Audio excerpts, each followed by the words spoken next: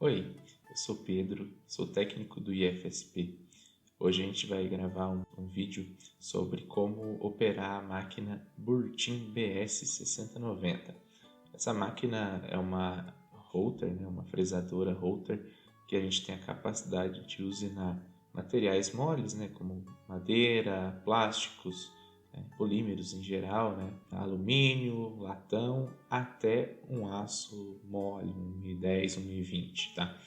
Ela funciona com comando CNC, uma máquina CNC, e a gente vai ver como que a gente opera ela. Vou mostrar algumas especificações e a gente vai ver como se opera essa máquina aqui no campus do FSP em Bragança Paulista. Vou mudar a tela aqui. Vale lembrar que a gente tem hoje instalado um Lab Maker, a gente chama Lab IF Maker. Esse laboratório ele conta com algumas máquinas. Eu vou deixar especificamente aqui na tela a máquina da Burtin, a BS6090. Aqui a gente tem uma informação sobre a máquina, por exemplo, aqui a marca, o tipo, os softwares que a gente usa. Aqui a gente lista alguns softwares de desenho, mas no caso, para essa máquina a gente usa o Inventor, da Autodesk, o Autodesk Inventor, com seu módulo de CAM para gerar os arquivos G-Code para a máquina. O que é um arquivo G-Code, para quem não conhece? É uma lista de comandos que a gente vai mandar para a máquina, que ela vai interpretar e movimentar seus eixos. Por exemplo, a gente tem G-Code G0 como um avanço rápido. Geralmente a gente faz isso quando não está usinando o material. O G01, o G1, que é um avanço controlado, a gente consegue interpretar e modificar a velocidade a partir de um parâmetro F. G2, G3 de interpolação circular, seja sentido horário ou anti-horário. A gente consegue fazer também, por exemplo, um G4, estou fazendo na sequência, o G4, que é uma parada, uma pausa antes de executar alguma ação, além de outros parâmetros. A gente tem parâmetro para colocar no sistema cartesiano, cartesiano absoluto ou relativo. A gente tem parâmetro para colocar sistema métrico ou sistema inglês, milímetro ou polegada. A gente tem parâmetro para modificar a velocidade de rotação do motor. Tudo isso a gente tem parâmetro no G-Code. Cada um é G, um número, e o seu parâmetro. Por exemplo, você coloca G01, a posição XY que você vai no final do seu movimento, e um parâmetro F para definir velocidade. Para giro de spindle, por exemplo, giro do motor que vai usinar, a gente usa um parâmetro S para definir a velocidade. Aqui nessa página a gente tem informações, tem o catálogo. Aqui vocês podem abrir depois, e aqui a gente consegue também agendar o horário para usar. Aqui na imagem é uma máquina semelhante, não é exatamente a que a gente tem, mas a nossa máquina aqui ela possui 4 eixos, 3 eixos ortogonais, X, Y, Z, e um quarto eixo rotativo. Aqui a gente tem um sistema da regra da mão direita, que a gente chama. Quando você está fazendo essa regra, a gente precisa definir mão direita, aqui está invertendo a imagem, você faz esse movimento, dedão, indicador para frente, dedo médio para cima. Você sempre vai ter o eixo X no seu polegar, o eixo Y no seu indicador e o eixo Z no seu dedo médio. Essa posição é padrão para todas as máquinas operatrizes, todas as máquinas de usinagem, tá? Sempre o eixo Z vai estar na direção do eixo motor, onde vai estar ali o movimento, seu eixo árvore. Você vai colocar o Z no seu eixo árvore. O movimento dele, você vai colocar sempre a ponta do seu dedo, que é o movimento positivo, sempre a ponta do dedo para onde ele está apontando é o movimento positivo, você vai colocar na direção do seu eixo árvore. Para a fresadora, a gente vai colocar sempre nessa posição, com o Z para cima. Você vai colocar, então sempre o movimento de usinagem vai ser o Z descendo, para você aprofundar. Por exemplo, imagine um movimento de uma broca, vai descer em Z negativo. Essa máquina que a gente possui aqui é uma máquina de 4 eixos. Ela é X, Y, Z e B. O que significa o eixo B? Ele é um eixo rotativo em volta do eixo Y. Então a gente tem o eixo B rotativo em torno do eixo Y. A gente consegue fazer com isso imagens como a gente tem aqui no site. Essa imagem aqui, que você grava IFSP em um cilindro. Você consegue, né, com 3 eixos fazer outros formatos, mas com 4 eixos você consegue fazer uma gravação desse tipo. Para ter uma ideia, por exemplo, uma gravação de uma aliança, né, um detalhe externo de uma aliança, algum relevo, algo do tipo, você consegue prender essa aliança, fazer o desenho aqui em cima e ir girando isso. Esse quarto eixo vai ser esse giro para você pegar todas as faces externas de uma aliança, por exemplo. A gente tem essa possibilidade. Com isso, a gente tem que ter uma base de desenho. Eu vou fazer um exemplo de uma peça com 4 eixos para a gente ver como que é a sequência de criação de arquivos e de operação da máquina, ok? Bom, estou terminando de abrir aqui o Inventor, né, o software que a gente usa. A gente vai ter a possibilidade aqui de ver como que faz uma básica, uma modelagem bem básica de um cilindro, para ver a operação, né, dentro do software, e a gente vai fazer a sequência também de usinagem disso via software, gerar os arquivos para a máquina, tá?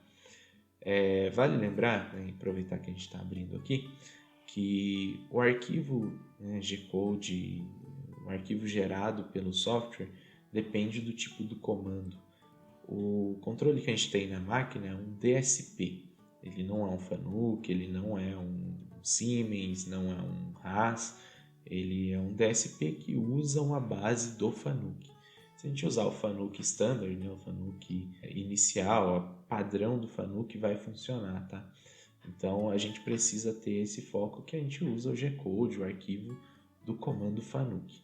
Outra coisa, para a gente usar o quarto eixo, eu precisei fazer algumas modificações no pós-processador, que é o mecanismo que vai transformar o desenho, a sequência de operações em cima de um desenho, para o G-Code, o arquivo que a máquina vai entender. Eu fiz essas modificações, vocês não precisam ficar preocupados, que a gente já disponibiliza esse arquivo para poder fazer a geração dos seus arquivos G-Code, tá?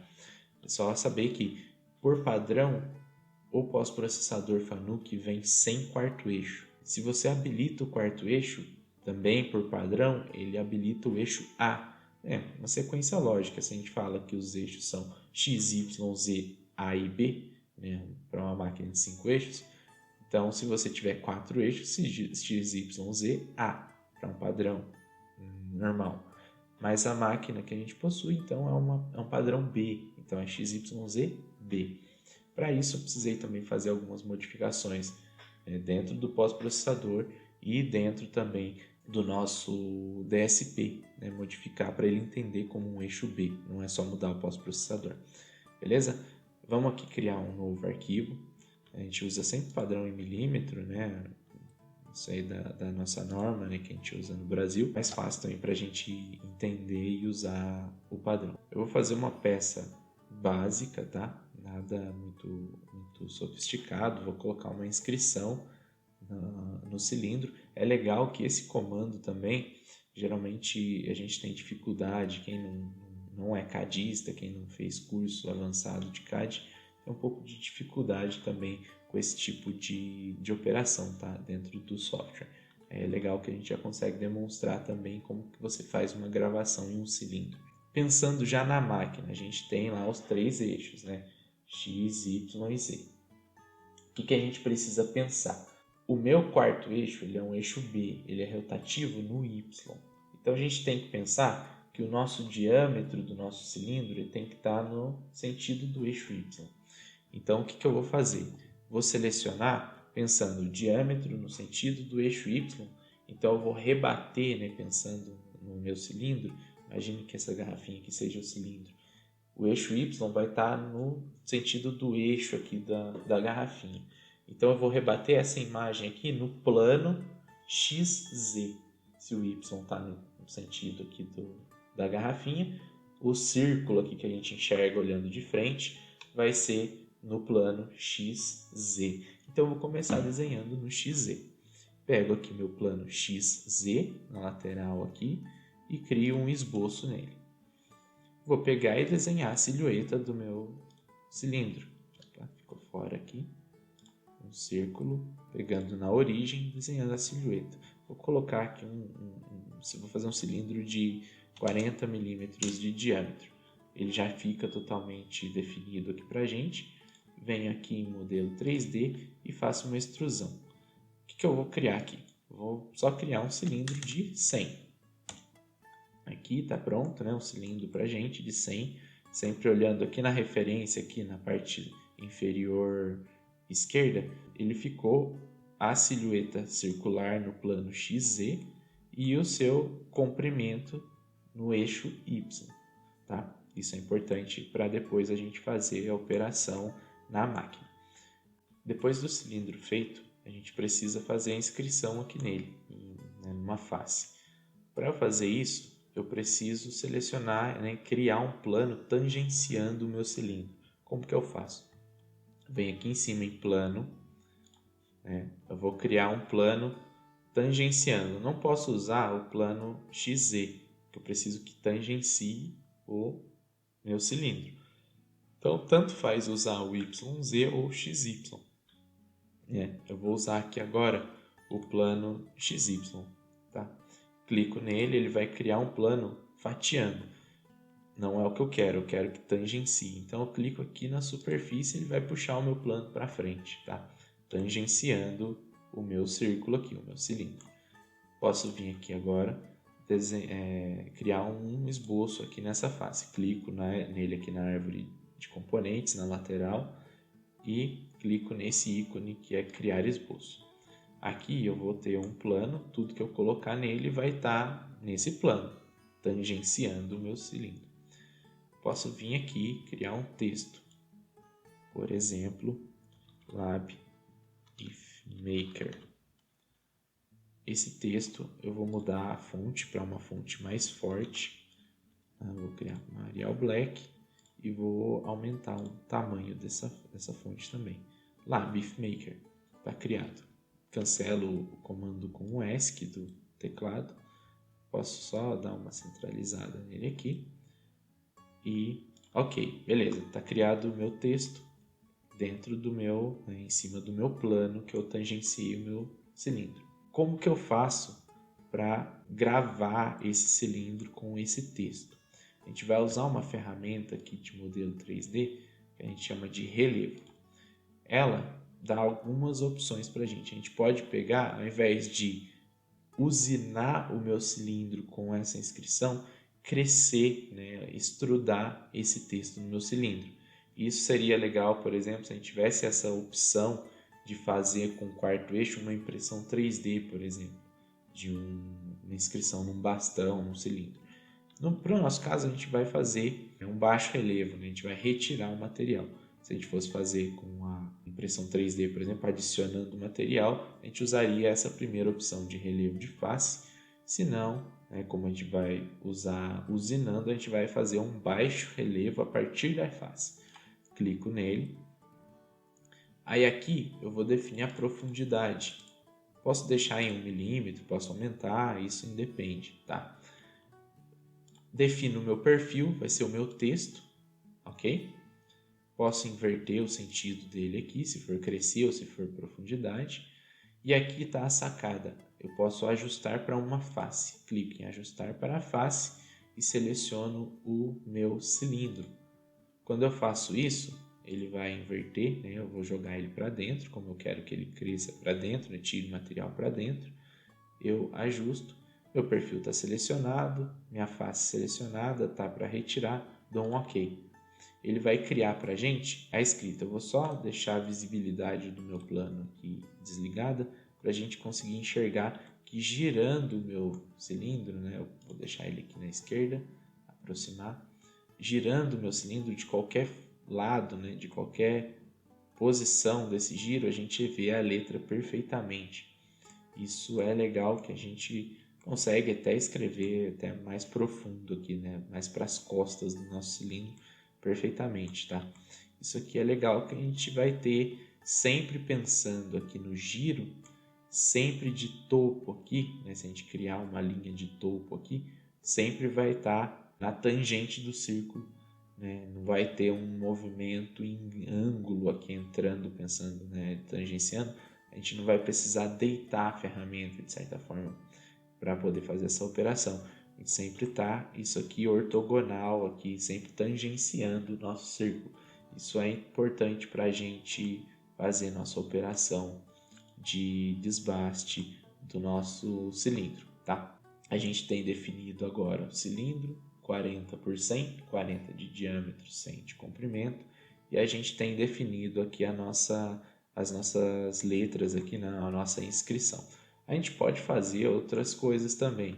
Por exemplo, no mesmo plano eu posso desenhar aqui qualquer coisa, um círculo, posso vir aqui fazer um círculo, posso fazer um retângulo, posso fazer qualquer objeto aqui, né, fechando, criando um polígono irregular, posso fazer qualquer coisa, posso daí vir aqui em modelo 3D, relevo, a mesma operação, seleciono os meus perfis, deixo 1 milímetro, só que ao invés de ser agora profundidade, eu vou criar um relevo mesmo a partir da face. Venho em face para ajuste e clico. Isso aqui vai criar para a gente um relevo a partir da nossa face. Se eu quiser, não, Pedro, eu errei, eu queria fazer a operação, mas para criar essa cavidade, né? Eu queria usinar isso aqui.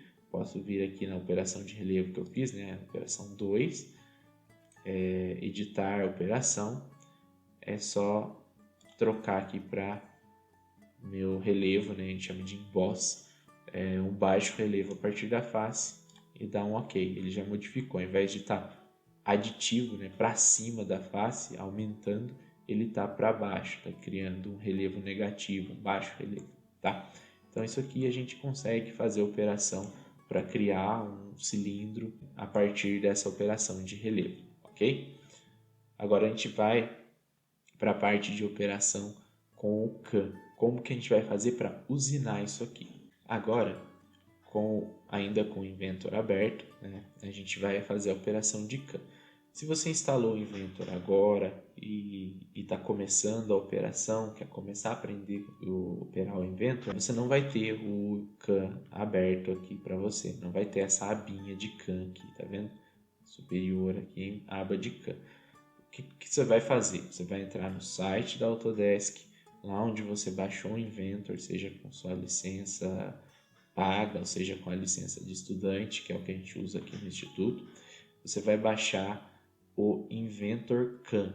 Antigamente, as versões anteriores do Inventor, a gente usava o nome Inventor HSM. Hoje a gente usa o Inventor CAM. Se você abrir o site da Autodesk, você vai ter a sua possibilidade, né, de fazer o login e dentro dos produtos encontrar o Inventor CAM, tá? Eu vou abrir aqui Inventor. Ele dá pra gente aqui informação, né, de preço e tudo mais. A gente possui esse software gratuito para estudante, né? A gente não precisa pagar isso aqui para usar o Inventor. E aí a gente tem dentro de pacotes de software aqui, a gente tem algumas ferramentas que funcionam com o Inventor. Provavelmente ele aparece aqui em mais, tá? A gente clica em mais, a gente vai ter Inventor, AutoCAD, na verdade, aqui a gente encontra o Inventor CAM, que ele é uma solução de programação de CAD e CAM integrada para 2,5 a 5 eixos para o Inventor. Você pode, né, se tiver a versão paga, experimentar isso gratuitamente, ou então você pode baixar a versão de estudante. Se você é estudante do Instituto, eu vou gravar também, vou deixar disponível um vídeo, não sei se eu consigo usar as tags aqui em cima, mas vou deixar vinculado talvez na descrição aqui do vídeo, como você faz o seu cadastro para baixar Inventor, AutoCAD, o CAM, o Fusion, o Nastran e todas as ferramentas da Autodesk gratuitamente para usar com a sua licença de estudante. O Inventor estudante, a versão de estudante, não tem nenhuma diferença para o Inventor pago, tá? Você vai poder usar nas versões de estudante, todos os recursos que o software te dá, inclusive instalação do CAN, inclusive outras ferramentas que você tem, né? Voltando aqui para o Inventor, você pode vir aqui em ferramentas, você pode instalar ferramentas, plugins, né, que a gente chama, para trabalhar dentro do Inventor, tá? Então você vai ter essa possibilidade, sendo estudante, né, do Instituto Federal, fazer o seu cadastro e conseguir baixar esses softwares para usar, seja na aula, né, de CAD, né, que a gente usa, ou para os projetos envolvendo o LabMaker e, né, os laboratórios que a gente tem acesso. Caso você não seja estudante do Instituto Federal, você não vai conseguir fazer isso, né, porque a gente pede, né, dentro da plataforma, a Autodesk pede alguns documentos que você não possui, mas a gente consegue fornecer para você a possibilidade de usar esses softwares de forma gratuita dentro do LabMaker. A gente tem as máquinas ali, a gente fornece também os softwares para você trabalhar. Então, como a gente está já estendendo um pouco mais o vídeo, a intenção é fazer um vídeo mais curto, eu vou fazer uma parte 2 com o CAN, só a parte de experimentação, né, de criação das rotinas de usinagem dentro do CAN. Bom, obrigado por assistir essa primeira parte, essa parte inicial, que eu falei da máquina, mostrei as possibilidades, como que ela é construída e essa criação desse primeiro modelinho aqui que a gente vai usar para fazer a usinagem, tá? Então no próximo vídeo, né, em sequência, eu vou mostrar como que faz a operação para a criação dos arquivos G-Code dentro do CAN.